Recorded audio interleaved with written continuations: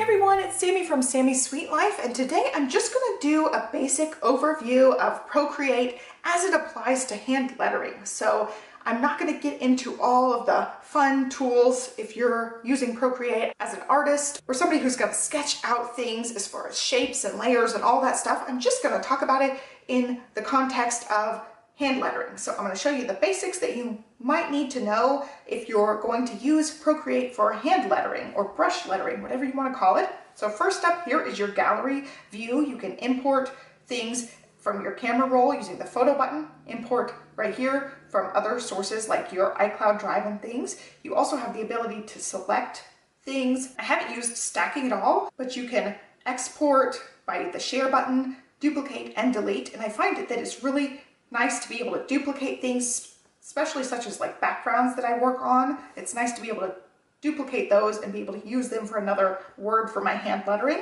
You can also delete things. If you have random things hanging out, you can clean up your gallery with the delete button. So we're just going to go ahead and dive into one of these. We're going to go ahead and dive into one of these. I'm going to show you some of the basics. So here is one of my little hand lettering things that I made. When I'm actually writing out my hand lettering, I turn on the drawing grid. It gives me lines so I can try to keep things pretty straight. That's really helped me keep my letters about the same size. As you can see, like my A is way bigger than my M on this particular one, but it lets me, keep my M all in line with itself. And so like my M humps won't be like one down here, one over here. I can kind of keep it balanced for the most part. So I really like that ability to turn on the grids. You can also change the drawing guides with a bunch of different things. You can make them thicker or thinner if you want it more subtle. You can make them more opaque. You can also change the grid size if you want bigger grids or if you want tinier grids. You can really play around with any of that. I'm gonna hit cancel because I like just whatever it's at. I just leave it at that setting. And as far as the brush lettering, you'll probably want to go in under calligraphy to find your brushes. These are all brushes that came with Procreate. I have also purchased and also downloaded free different brushes. So I have imported them in. They usually come as zip files. So what I do is I export them onto my MacBook and then have this program opened on my iPad and airdrop them into my iPad. So when they're airdropped in, they just automatically install in this imported folder. So that's a really quick and easy way to get your brushes in there. A lot of these are ones I paid for from iPad lettering. I just grabbed a bunch of brushes and I really like theirs. You click on a brush and you have lots of different settings that I have not messed with at all, except this one called Streamline. And so we'll turn Streamline all the way off, and I'm going to show you guys the difference here. And of course, I'm going quick, but you can see all my shaky lines. That's no streamlining. And then I crank that streamlining all the way up to get rid of all that shakiness.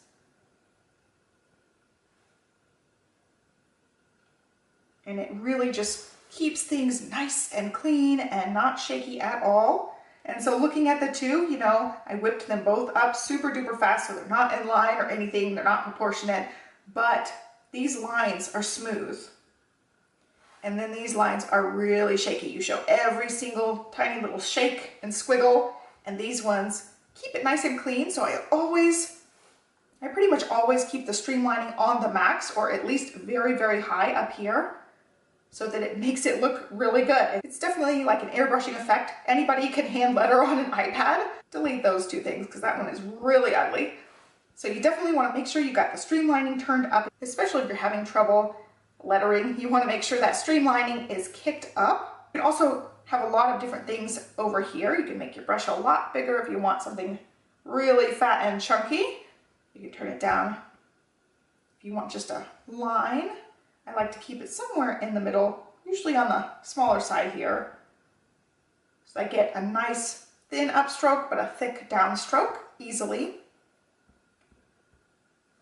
You also have the ability to change the opacity here and make it more opaque. And I usually just keep this all the way bumped up unless I'm doing some sort of special technique. You have that tool. You also have an undo and redo button. You can see I'm double tapping to my undo, but you can also undo and redo with these buttons down here. You also have this tool down here to color pick. So you just click wherever you want your color. And so that's the color I'm actually working with now. Pink. And so up here you can color pick with your color wheel. You can also choose lighter and darker in here. You also have some palettes that you can work with. So this is the palette I have up here. I've actually downloaded a few of these. I have not made any of my own yet. You've got your palettes. This one is my default, so it ends up showing up on the value, the classic view, and the disc view. So you could just change that by hitting set default, and then it shows your default palette on all those pages. So you could play around with this. You can add the hex code, the RGB code of any color that you want. So it's really great to be able to use whatever colors you're after. So I tend to just stick it on this circle because I'll be using some very similar colors here and there. Like I wanted to use a couple of different shades of purple. I just rotated my wheel and picked darker and lighter on there. We talked about the brush pen itself. You also have this smudging tool. It just smudges things, and it's awesome to use for backgrounds and stuff when you're making different backgrounds. I really, really like that one. And of course, you can also make that a lot bigger as well, a lot smaller, and change the opacity. So your smudges are a lot lighter. That is a really fun technique, especially for backgrounds. And then we have the eraser tool, and you also get to pick your brush for this. So you can have any brush you want for the erase tool. So here's like a little blotchy one. You can pick that one and start deleting. I had to turn the opacity up. So we also have lots of things we can do with layers. I have all these different things on different layers so I can manipulate them. I'm just doing this on my watermark layer. So that little watermark layer is the layer I'm on. And so like if I'm trying to erase, I can't erase any of this because it's on a different layer. I'll do more tutorials on layers and layer functionality, but just for the sake of this quick video, you can turn your layers on and off by the little box there.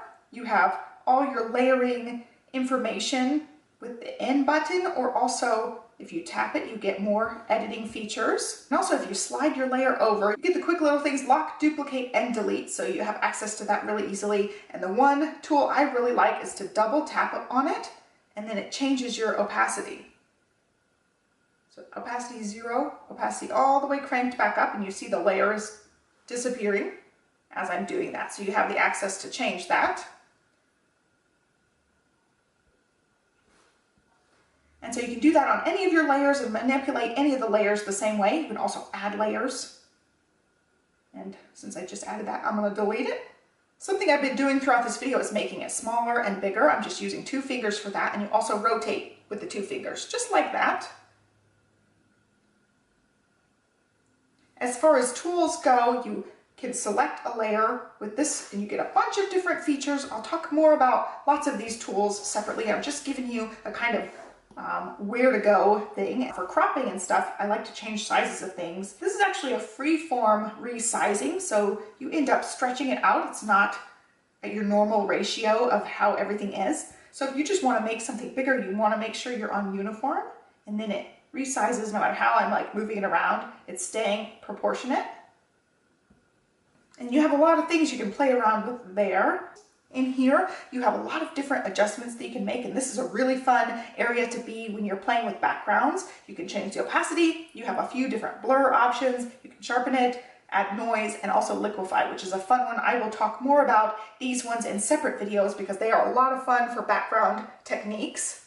And then here are all your actual like utility style tools. You have the ability to crop and resize, and I find this is great when I'm hand lettering and I'm using them on Instagram. Sometimes I have to make these sides bigger. So the word is actually cropped as a square because I use the whole screen when I'm actually doodling it, but you can resize it however you want and it shows you your original size there. I'm going to cancel that because I don't need to resize this one right now. I already talked about the drawing guides. You can flip your canvas if you need to flip it, and to export things you have a lot of options under this share. You can export a Procreate file, a PSD or a Photoshop file, PDF, JPEG, PNG, and TIFF. So you have lots of options. One of the cool things about using this program is you get to have a time lapse of everything that you did. So you can see me making everything that I did in this video along with originally writing my document. It's really cool if you're gonna have a video of what you're doing. It's really cool to see that.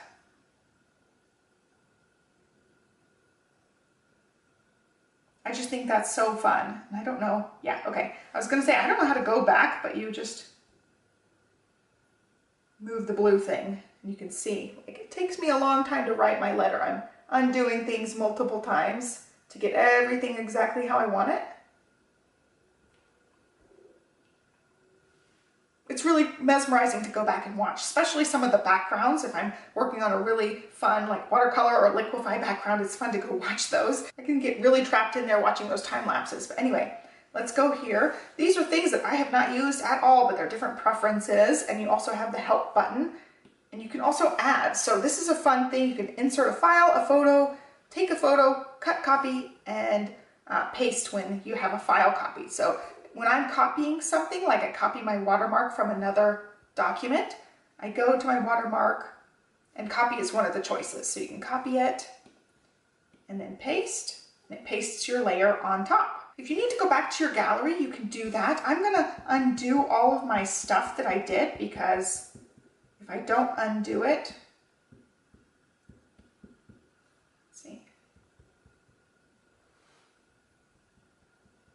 The thing is, if you don't undo your things, they will show up in your document and you won't have the ability to undo later on. So I'm taking off all the extra things that I did, because if I go back to this gallery and come back into my document, it doesn't give me the ability to undo or redo anything that I did. So when you are going to that gallery, make sure that you have it exactly how you want it, so you don't have to worry about trying to erase or fix anything that you left on your document.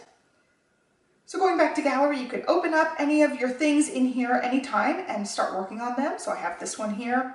I've got my layers. I can still, go in, edit them, play around with them, however you want. And when I'm doing something like this, sometimes I have multiple layers. I've rewritten it a few times, and you can just pick the one you want and hide the rest of them or delete the rest of them. And I think that's pretty much it as far as just the very basic, bare bones look at Procreate and brush lettering. So I hope you guys liked this video and you found it helpful if you're just getting into brush lettering. I have had so much fun with this, and I'm still learning a whole lot about this app. And as I learn more things, I'll be able to share more things with you guys. It's just something I'm super excited about right now. Be sure to give me a thumbs up and subscribe so you can follow me along. I'll have another Procreate tutorial for you guys next Sunday. And so I hope you'll stick around. Thank you so much for watching, and also check down below. I will have a playlist for you guys if you want to go back and watch any of my other Procreate or hand lettering tutorials. They will be linked in that playlist down there. And that's it. Have a great day, and I'll catch you next time. Thanks for watching. Bye.